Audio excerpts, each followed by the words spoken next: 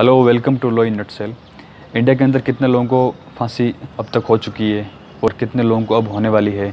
First person कौन थे जिनको फांसी मिली थी और फर्स्ट वुमन कौन थी जिनको फांसी मिली थी और क्यों मिली थी, और सबसे लेटेस्ट में किसको फांसी हुई है।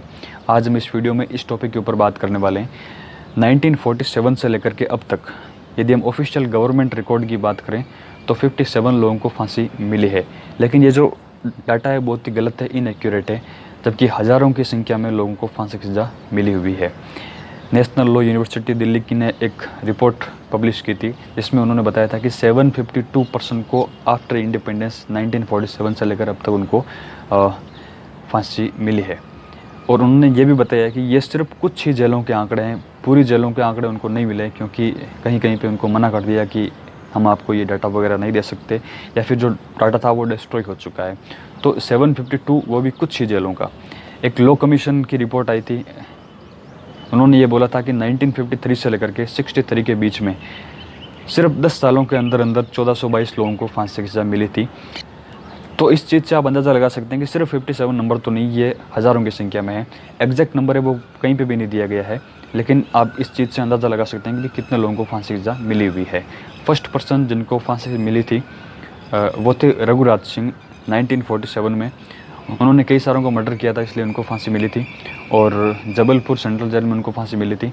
फर्स्ट वुमन इंडिया की हिस्ट्री के अंदर फर्स्ट और लास्ट वुमन रतनबाई थी जिनको फांसी मिली थी।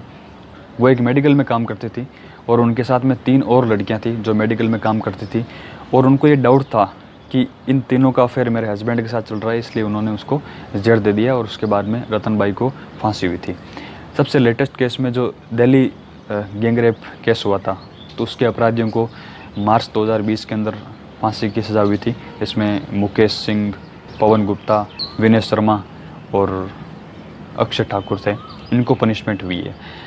ये तो बात हो गई जिनको फांसी हो चुकी है। अब कितने लोगों को अब होनी है इंडिया के अंदर, या फिर किन के ऊपर फांसी अब होने वाली है उनको।